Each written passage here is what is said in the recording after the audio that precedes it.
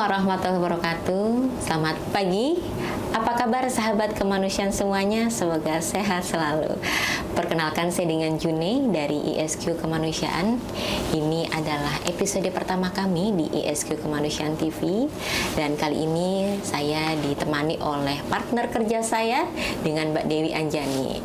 Jadi Mbak Dewi Anjani ini adalah seorang General Manager di ISQ Kemanusiaan yang sudah hampir 16 tahun lamanya bergabung di ISQ Kemanusiaan.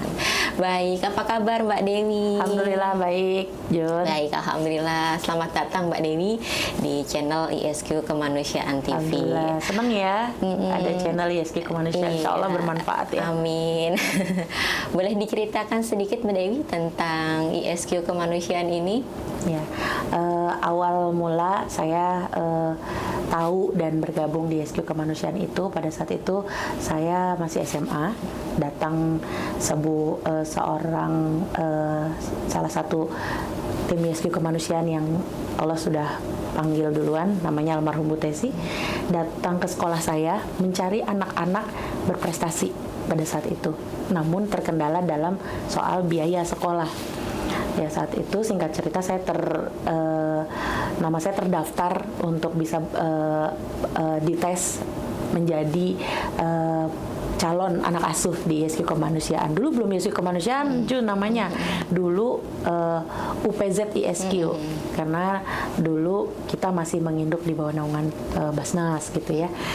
Program-programnya masih sangat sederhana. Salah satunya adalah beasiswa satu orang satu yang saya diundang untuk mendaftar menjadi calon anak asuh gitu.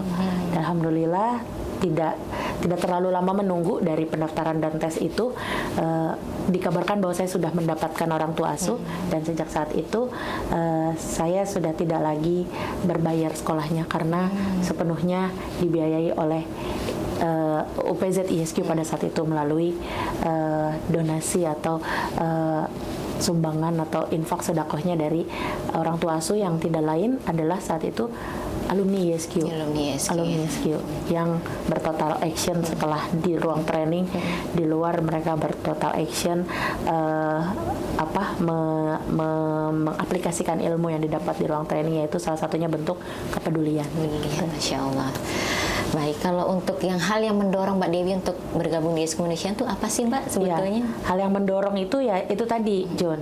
Waktu saya jadi anak asuh, saya sangat merasa terbantu ya. Lagi-lagi saya katakan programnya tuh real, jelas, terasa manfaatnya oleh si penerima manfaat pada saat itu saya ya, si anak asuh, bahwa biasanya kita sampai dipanggil guru nggak bisa ujian, nggak bisa ulangan karena belum bayarannya nunggak, nggak bisa bayaran semester nunggak gitu ya.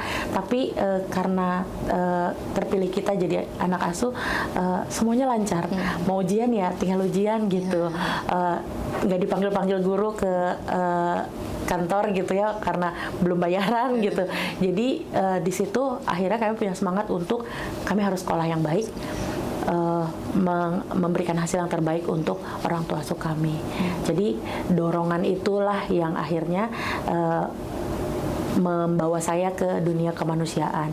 Saya diajak untuk bergabung dari relawan sampai dengan bergabung jadi tim program, dan akhirnya saya menjadi fundraising yang cari orang tua asuh, Mbak Jun. Itu semakin menambah semangat bahwa saya harus bersungguh-sungguh membantu mencarikan orang tua asuh karena banyak adik-adik kelas di bawah saya yang juga membutuhkan dan harus terbantu sekolahnya seperti saya pada saat itu. Karena ini yang dirasakan sesungguhnya oleh Mbak Dewi ya. Dorongan. Jadi, pada saat kita harus banyak mengajak orang-orang juga biar bisa merasakan seperti apa yang Mbak Dewi waktu rasakan. Itu saya senang banget kan, sekolah udah nggak mikirin bayaran gitu ya. Nah, waktu saya bergabung jadi tim UPZ-nya, saya harus luar biasa lagi bersemangatnya untuk bantu cari orang tua asuh agar banyak anak-anak yang sebetulnya semangat sekolah, punya prestasi dan tapi terkendala biaya gitu ya, itu harus dibantu gitu ya, sehingga mereka selesai sekolahnya, menggapai cita-citanya dan membanggakan untuk orang tuanya, membawa kehidupan orang tuanya yang lebih baik lagi gitu. Ini Mbak Dewi kan sekarang sudah berkeluarga gitu ya, sudah punya seorang anak juga gitu kan yang sudah teenager gitu kan. Lalu apa sih tanggapan dari suami Mbak Dewi ataupun anak Mbak Dewi ataupun dari orang tua Mbak Dewi sendiri ketika masuk di IS Kemanusiaan ini? Tanggapan keluarga yang pertama sih, karena di dunia kemanusiaan itu kadang-kadang kita nggak bisa juga kayak orang-orang yang Sabtu Minggu ya jatahnya libur gitu.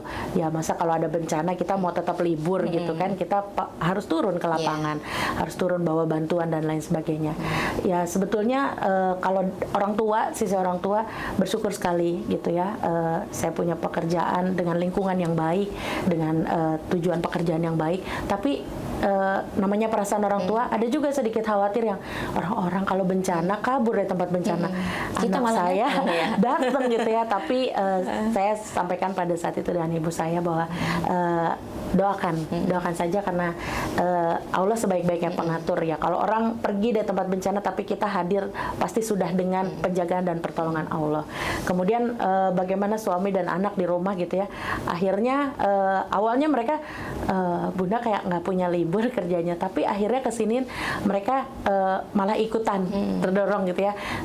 Tidak jarang juga kegiatan-kegiatan yang kadang-kadang membutuhkan bantuan teman-teman relawan. Suami saya tergabung, dia mendaftar juga jadi relawan gitu, dan di lapangan akhirnya kita kolaborasi gitu. Begitupun dengan anak saya. Anak saya pekerjaan orang tuanya ini membawa pembelajaran untuk dia. Walaupun saya tahu dari hati kecilnya bahwa saya ditinggal-tinggal terus sama Bunda gitu ya. Tapi satu waktu saya bawa dia ke tempat penyaluran, ke panti asuhan yang dimana semua anak-anak berjuang di situ sekolah. Mereka udah tidak punya ayah dan lain sebagainya. Di panti ada makanan segini harus dibagi-bagi gitu, dan anak saya bawa ke situ supaya dia merasakan dan supaya dia penuh syukur gitu ya, bahwa dia hidup sudah Allah cukupi makannya, sekolahnya. Tapi yang banyak Bundanya temui adalah semua anak-anak yang seusianya adalah berjuang. Nah itu mudah-mudahan menjadi laboratorium untuk anak saya tumbuh dan besar di tentu dalam rasa syukur gitu ya, karena ya sedikit banyak dibawa sama saya kerja dan ikut di lapangan gitu, jadi sedikit banyak dia tahu dan di luar seperti apa, banyak yang tidak seberuntung dia, dan itu mudah-mudahan membuat dia menjadi lebih bersyukur gitu. Insya Allah, sangat luar biasa sekali ya, karena memang program kemanusiaan itu sangat luas sekali manfaatnya gitu kan, dan banyak donatur juga yang memilih beberapa program. Saya ingin program ini, saya ingin program itu. Jadi kita harus sesuai dengan request dari donatur tersendiri gitu kan. Lantas kalau untuk kita ingin memajukan ISQ Kemanusiaan sendiri, harapan Mbak Dewi seperti apa, Mbak? Ya harapannya sebetulnya ini momen sebetulnya ya. ISQ Kemanusiaan TV ini mudah-mudahan bisa banyak membawa informasi bahwa di lapangan banyak yang kita temui dan banyak yang masih harus kita bantu dengan segala permasalahan hidupnya mereka. Ada yang setiap hari berjuang di rumah sakit untuk sehat. Ada yang setiap hari jualan yang kayaknya kita pikir apa iya ya dia laku jualan sapu itu, karena nggak semua orang butuh sapu gitu. Kita setiap hari diketemukan dengan yang itu gitu ya. Itu sebetulnya kalau buat saya itu adalah tantangan untuk membuat kita menjadi lebih maju lagi. ISQ Kemanusiaan berpikir terus bagaimana membantu mereka dengan segala permasalahan hidupnya, kemudian bersama-sama berkolaborasi dengan para orang baik di luar sana, kita sambungkan dan kita ketemukan untuk membantu saudara-saudara kita yang membutuhkan. Kemudian juga sekarang berkembang dengan program-program pemberdayaan jangka panjang, bagaimana orang itu tadinya tidak punya keahlian, tidak punya pekerjaan, tidak punya penghasilan, dari program kita dengan pendampingan dia punya keahlian, dia punya pekerjaan, dia punya penghasilan, bahkan dari dia menerima zakat, dia mustahik, dia bisa berzakat, dia jadi muzaki. Itu sih harapannya ya.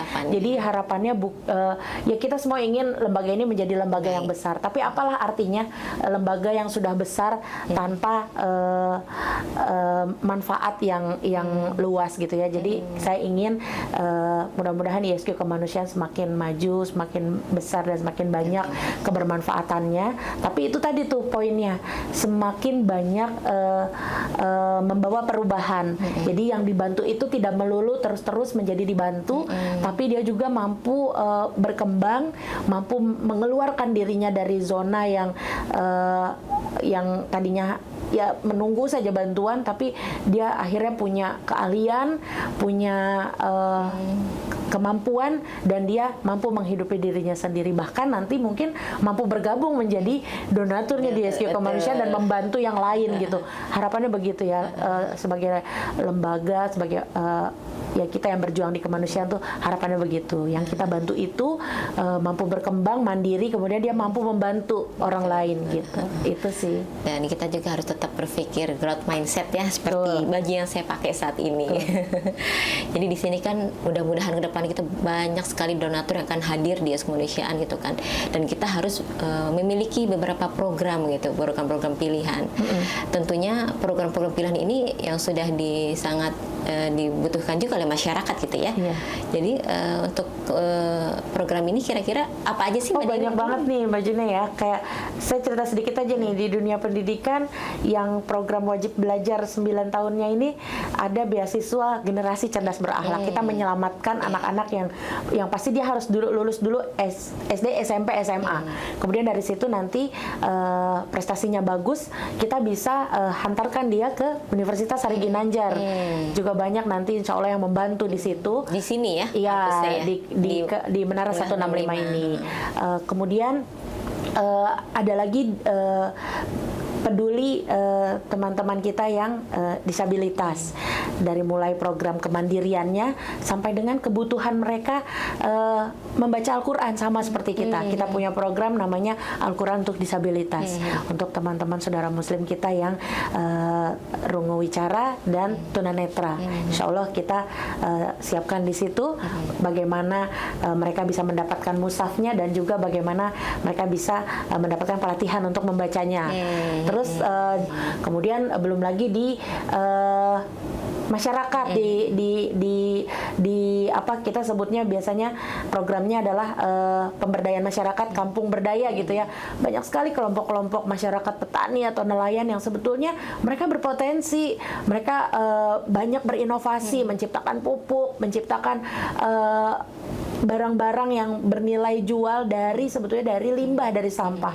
Cuma mereka tidak punya teman sharing, tidak punya pendamping. Saya harus diapain ini yang udah saya buat gitu, atau saya buat bisa dengan kapasitas yang lebih banyak tapi saya nggak punya mesin dan lain sebagainya. Itu yang kita tawarkan kepada teman-teman di TJSL, di CSR perusahaan, bantuan dengan kebermanfaatan yang panjang gitu ya. Jadi banyak sekali bantuan-bantuan, baik itu tadi yang saya bilang yang jangka panjang atau yang jangka pendek yang memang urgent, kita harus segera bantu gitu. Iya, baik ya.